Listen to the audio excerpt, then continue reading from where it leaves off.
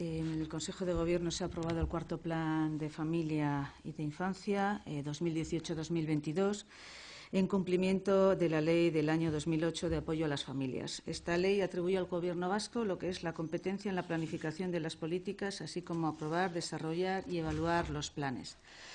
En una fotografía de las familias en Euskadi podemos decir que hay 892.100 familias, de las cuales 245.000 son unipersonales, es decir, familias que no tienen hijos. Luego tenemos 187.300 familias nucleares sin hijos y 300.200 familias que son familias formadas por dos miembros más hijos.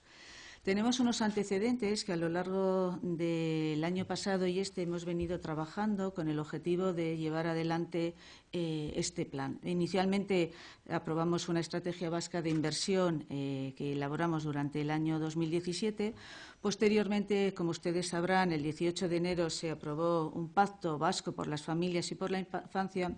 Posteriormente, en marzo del 2018, se desarrolló un pleno monográfico del Parlamento Vasco en torno a esta materia.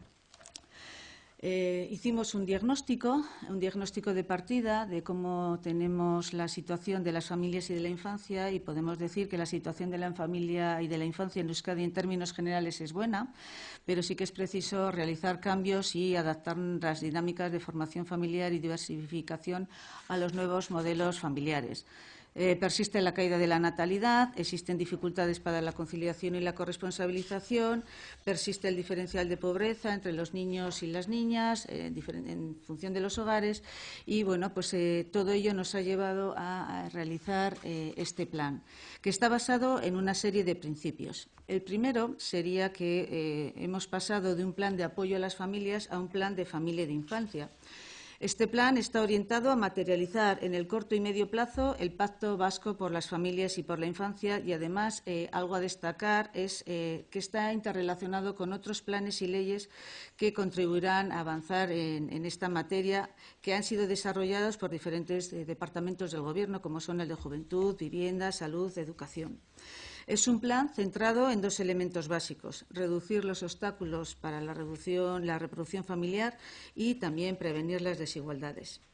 Y es un plan centrado en las familias con hijos e hijas y que también aborda no solo este tipo de necesidades de los hijos y de las hijas y de las familias formadas por hijos e hijas, sino también está relacionado con otro tipo de familias porque, bueno, como ustedes saben, las familias en este momento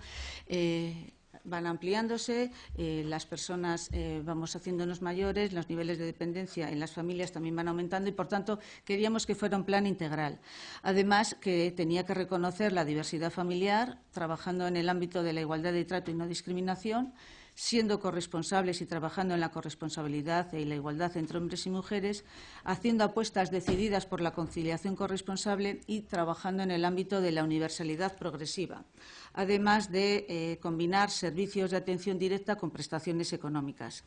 También hemos hecho énfasis en la generación de capital social en lo que tiene que ser la intervención socioeducativa, la educación no formal y el derecho al ocio. Algo fundamental del plan es que los niños y las niñas los consideramos sujetos de derechos e interés y trabajamos por el interés superior del menor. Realizamos una inversión en la infancia, en materialización de esos principios, en preparar mejor que en reparar, detectando precozmente e interviniendo de una forma temprana y dando igualdad de oportunidades y movilidad social. Además, algo que sí que me gustaría destacar es el carácter interinstitucional y multidimensional del pacto y también de este plan, en el que tanto los agentes públicos como los privados y el tercer sector, así como también las organizaciones empresariales, han tenido una participación fundamental y directa. El plan se estructura en 5 ejes, con 18 objetivos y 116 acciones que vienen detalladas en lo que es el plan en sí. El primer eje tiende y quiere trabajar para favorecer la emancipación juvenil y la formación de nuevas familias. En el segundo eje pretendemos facilitar la conciliación de la vida personal, familiar y laboral y la corresponsabilidad entre los hombres y las mujeres en el cuidado de hijos e hijas. El tercer eje va a apoyar y a trabajar a las familias y va a promover en el cuarto eje el bienestar de la infancia y de la adolescencia. Siendo, por último, algo muy importante también trabajar en el ámbito del impulso del liderazgo y de la gobernanza de las políticas de familia e infancia. Existen diferentes medidas que vienen recogidas en los 5 ejes que les he relatado en este momento y que vienen detallados en lo que es la nota de prensa. Pero sí que quisiera destacar algo importante que tiene que ver con las inversiones económicas que este plan lleva asociado.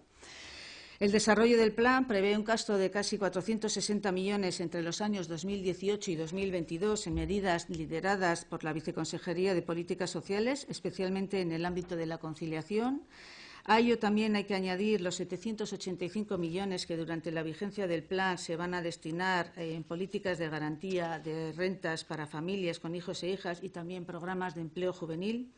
Además, destacamos 220 millones que destina el consorcio Haurreskolak para la atención a los niños de 0 a 3 años, así como 250 millones de becas que desde el Departamento de Educación se ponen al servicio y al servicio de los ciudadanos y ciudadanas, y también 50 millones destinados a políticas de vivienda para personas jóvenes. Pero algo que también hay que destacar y que Euskadi se diferencia igual de otras comunidades autónomas y también de otros estados de Europa es las bonificaciones fiscales y deducciones fiscales por descendientes que las diputaciones forales realizan, que suponen un total de 1.575 millones a lo largo de los años de vigencia del plan, así como la inversión que las diferentes instituciones, tanto forales como municipales, en materia de servicios sociales realizan, que alcanza un importe de 415 millones de euros. Nos hemos marcado una serie de objetivos e indicadores de impacto y estos tienen que ver, en principio y en primer lugar, con reducir en un 20% la tasa de pobreza infantil.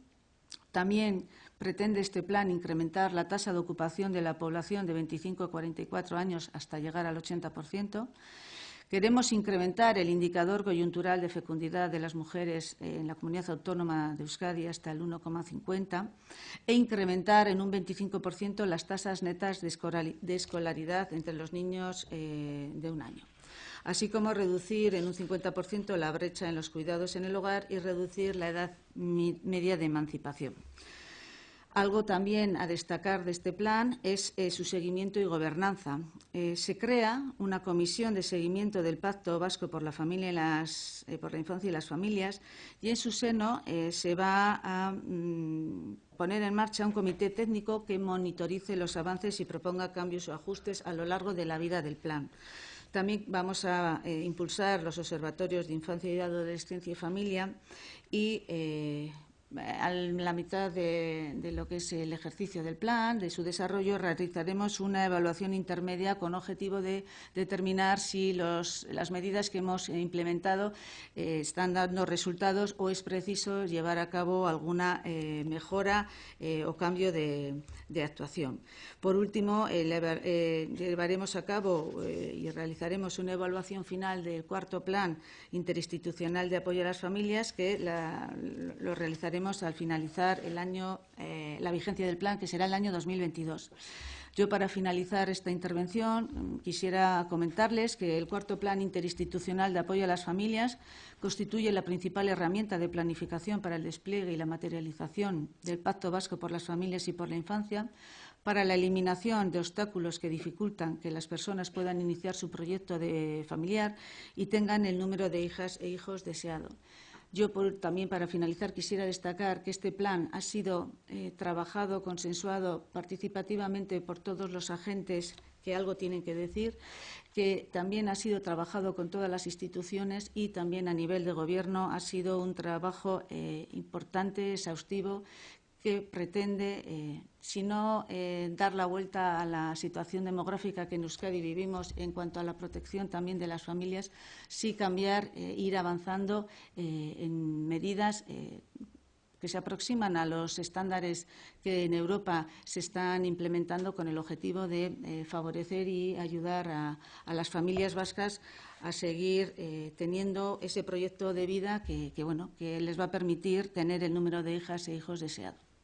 Cuando iniciamos los trabajos de cara a determinar las medidas concretas que tenían que venir recogidas en el plan, sí que estuvimos analizando los programas y los recursos que actualmente teníamos en marcha y cuáles eran las necesidades que las familias vascas, también con el objetivo de trabajar en esa corresponsabilidad y en favorecer la igualdad. En concreto, en el ámbito de la conciliación de la vida familiar y laboral, aparte de trabajar en horarios, en otra serie de cuestiones, desde la función pública también se presentó una iniciativa con el objetivo de ampliar las ayudas que tenían los padres o madres gestantes y no gestantes de cara a ampliar esos derechos. Nosotros lo que hemos realizado es un análisis de cara al futuro, a lo largo de también el tiempo, y cuál era el objetivo que teníamos que abordar inicialmente, ¿no?